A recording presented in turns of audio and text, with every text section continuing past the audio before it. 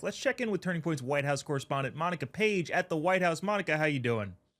I'm doing good, Jobob. It's another busy week at the White House, another busy day. You already know. You don't say. That's surprising. Usually, President Trump is known to not be seen by the media for months at a time. Oh, sorry, wait, that was the last guy. Okay, that now makes sense.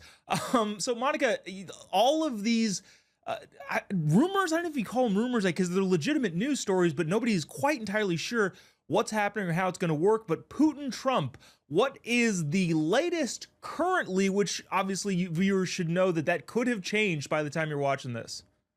Right. Well, it's very convoluted, like you just previously mentioned, Joe Bob. I mean, originally we knew Special Envoy Steve Witkoff was in Russia meeting with Russian President Vladimir Putin for about 3 hours during his trip, where they were floating around an idea of a trilateral meeting between Putin, Zelensky, and Trump. But then for some reason, Putin said, I don't want to meet with Zelensky until I meet with Trump. And the Kremlin was saying that that could come as soon as next week, this Putin and Trump meeting. But we just got report that the White House is saying, I don't want to meet with Putin until Putin meets with Zelensky. And that could open up a flurry of issues, considering the fact that these two have not really come face to face ever before, from my recent knowledge, at least. So that could be a very interesting meeting. And if Putin will even come to the table to meet with Zelensky. We know that the ongoing assault against Ukraine has been continuing, as we know in the news. But I'm interested to see if this trilateral meeting will happen. I was hoping it would happen at least here at the White House.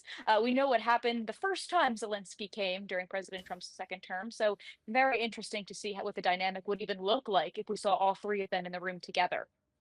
Yeah, it'll be is one of those is so we often have is we'll all find out together how this plays out. But yeah, so and so is not going to meet with so and so until so and so meets with so and so, and this whole kind of thing. Right. I personally think the United States has the upper hand in every single circumstance like this. But I guess we'll see how it all pans out. My biggest question, and there's really no way of knowing this unless you're like in the meeting itself, is does Putin speak English in these? Because I'm pretty sure he does actually speak English. He always uses a translator when he does foreign media, but I'm just so curious if that happened. Do you have any insight on that? I think he has to. I think he has to. I mean, if he's going to work with the United States, he has to Huh. know English. But I just think that he doesn't really feel like using English. Also, Russia's on a very tight deadline to end this war, because Trump is on as at his last wit's end here when it comes to Russia between all Yeah, these economic sanctions that could be coming. So yeah.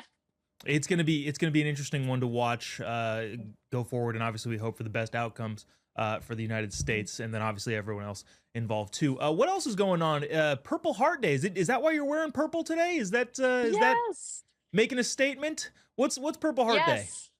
Absolutely, Joe Bob. It's Purple Heart Day. That's why I'm in my purple dress Mm. here. We know that over 1.8 million Americans have received the Purple Heart Award. It was revived in 1932 after an FDR's administration to honor the 200th birthday of George Washington.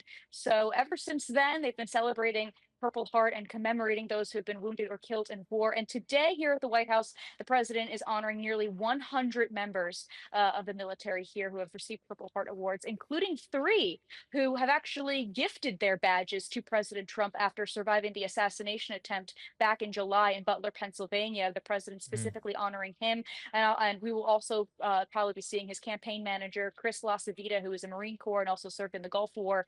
So we can definitely expect to see a lot of members of his administration, especially in the Veterans Affairs. And it's going to be a packed room. I've been talking to a couple of the cameramen who have already set up for the preset, and they said it's going to be packed. There is barely any room for reporters, barely any room for cameramen. It's going to be filled with those who've been wounded in war, those who have served our country so bravely, and we're very excited to see them be honored, of course. Yeah, it is awesome to see an administration that so fervently backs our military and our veterans. Awesome news, Monica. Thanks so much for joining us. Really appreciate you taking the time. Thanks, you guys. Thank you.